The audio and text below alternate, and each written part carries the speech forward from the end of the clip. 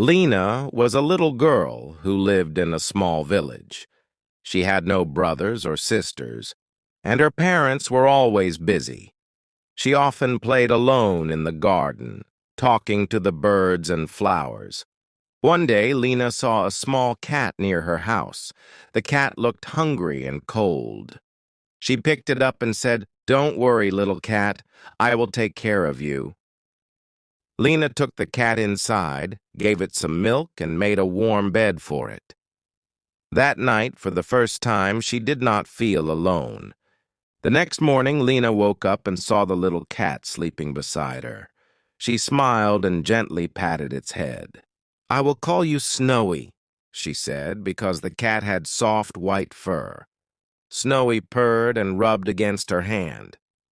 Lina and Snowy became best friends. Every day they played together in the garden. Snowy followed Lina everywhere, even when she went to the market with her mother.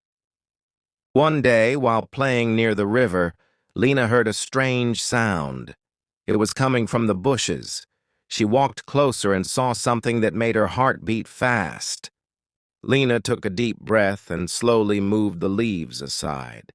Behind the bushes, she saw a small puppy, wet and shivering. Its eyes were full of fear. "Oh no, you must be lost," Lina said gently. She picked up the puppy and held it close to keep it warm. Snowy, the cat, watched curiously but did not hiss or run away. Lina carried the puppy home and gave it some food. "What should I name you?" she wondered. The puppy wagged its tail happily. "You look like a Lucky," Lina said, smiling. From that day, Lina was never alone. She had Snowy and Lucky as her best friends. But one day, something unexpected happened. One evening, Lina was playing with Snowy and Lucky in the garden when she heard a loud voice. "Lucky! Lucky!" A little boy was running toward them. He looked worried. Lina's heart sank. "Is this your dog?" she asked. The boy nodded. "His name is Bruno. He got lost last week. I have been looking for him everywhere." Lina looked at Lucky. Bruno.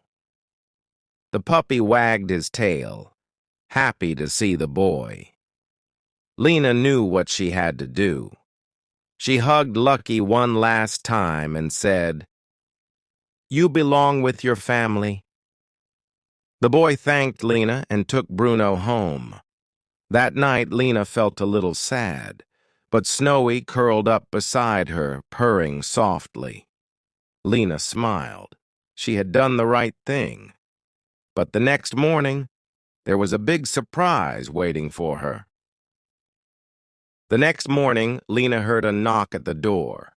When she opened it, she saw the little boy standing there with Lucky. "Lina, Bruno kept running back to your house," the boy said. "I think he loves you too. My parents said you can keep him if you want." Lina's eyes widened with happiness. "Really?" she asked. The boy nodded. "Yes, we can visit him and you can visit us too." Lina hugged Lucky tightly. She was not alone anymore. She had Snowy, Lucky, and a new friend. From that day on, Lina's house was always filled with laughter and happiness.